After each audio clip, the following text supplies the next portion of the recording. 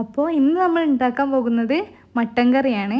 അപ്പോൾ അതിനായിട്ട് വേണ്ട സാധനങ്ങൾ നമുക്ക് നോക്കിയാലോ. അതിനായിട്ട് വേണ്ടത് 1.5 സവാള, മീഡിയം സവാളയാണ് എടുത്തിട്ടുള്ളത്, 2 വലിയ തക്കാളി, കുറച്ച് പച്ചമുളക്, വെളുത്തുള്ളി ഇഞ്ചി ചതച്ചത്, കുറച്ചധികം ചെറിയുള്ളി, ഞാനൊരു 35ഓളം ചെറിയുള്ളി എടുത്തിട്ടുണ്ട്. ഇനി വേണ്ടത് മല്ലിയില ചെറുതായി അരിഞ്ഞത്, കരിവേപ്പിൻ്റെ ഇല. ഇത്രയും സാധനങ്ങളാണ് നമുക്ക് ആവശ്യമുള്ളത്. ഇനി നമുക്ക് എങ്ങനെ ഉണ്ടാക്കണമെന്ന് നോക്കാം. അതൊരു കുക്കർ അടുപ്പത്ത് വെച്ചിട്ട് അതിലേക്ക് കുറച്ച് വെളിച്ചെണ്ണ ഒഴിച്ച് കൊടുക്കുക. ഇനി ലേശം ഉലുവ പൊട്ടിക്കുക.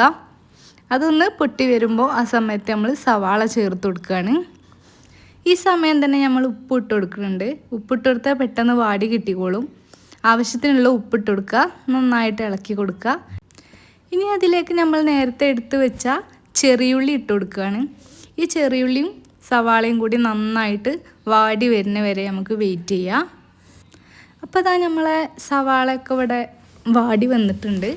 ഇനി അതിലേക്ക് വെളുത്തുള്ളി ഇഞ്ചി ചതച്ചതും പച്ചമുളക് ചതച്ചതും കൂടെ ഇട്ട് കൊടുത്തിട്ട് അത് നന്നായിട്ടൊന്ന് മിക്സ് ചെയ്ത് കൊടുക്കുക.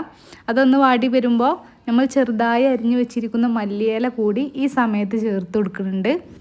സാധാരണ നമ്മൾ കറിയൊക്കെ വെന്ത് കഴിഞ്ഞിട്ടാണ് മല്ലിയില ഇട്ട് കൊടുക്കൽ, പക്ഷേ ഈ ഒരു സമയത്ത് ചേർത്ത് കൊടുത്ത പ്രത്യേക ഒരു ടേസ്റ്റാണ്. ഇനി അത് വാടി വരുന്ന സമയത്ത് അതിലേക്ക് ഒരു 2 സ്പൂൺ കുരുമുളക് പൊടി ഇട്ട് കൊടുക്കുന്നുണ്ട്. 1 സ്പൂൺ പെരിഞ്ജീരകം നന്നായിട്ട് പൊടിച്ചത് 1 സ്പൂൺ ഇട്ട് കൊടുത്തു. ഇനി അതിലേക്ക് ഞാൻ മുളക് പൊടി മല്ലിപ്പൊടി ഒന്നും ചേർക്കണില്ല. മീറ്റ് മസാല ഒരു 3-4 സ്പൂൺ ഇട്ട് കൊടുക്കുക. ഞാനിവിടെ ഒരു 3-4 സ്പൂൺ ഇട്ട് കൊടുത്തിട്ടുണ്ട്. ഇനി അത് നന്നായിട്ട് ഇളക്കി കൊടുത്തതിന് ശേഷം ലേശം മഞ്ഞൾപ്പൊടിയും കൂടി ഇട്ട് കൊടുക്കുന്നുണ്ട്. അതൊന്ന് നന്നായി ഇളക്കി കൊടുത്തതിന് ശേഷം നമ്മൾ ഈ സമയത്താണ് നമ്മൾ അരിഞ്ഞു വെച്ചിരിക്കുന്ന തക്കാളി ചേർക്കേണ്ടത്. അതൊന്ന് നന്നായിട്ട് വാടി വരുന്നവരെ നമുക്ക് വെയിറ്റ് ചെയ്യാം. നന്നായിട്ട് ഇളക്കി കൊടുക്കുക. അപ്പോൾ ഇതാ നമ്മൾ തക്കാളിയൊക്കെ വാടി വന്നിട്ടുണ്ട്. ഇനി അതിലേക്ക് 2 കഷ്ണം പട്ട ഇട്ട് കൊടുക്കുന്നുണ്ട്. ഏലക്ക ഉള്ളവർക്ക് ഏലക്കായ ഇട്ട് കൊടുക്കുക. ഞാനിപ്പോൾ പട്ട മാത്രമേ ഇടുന്നുള്ളൂ.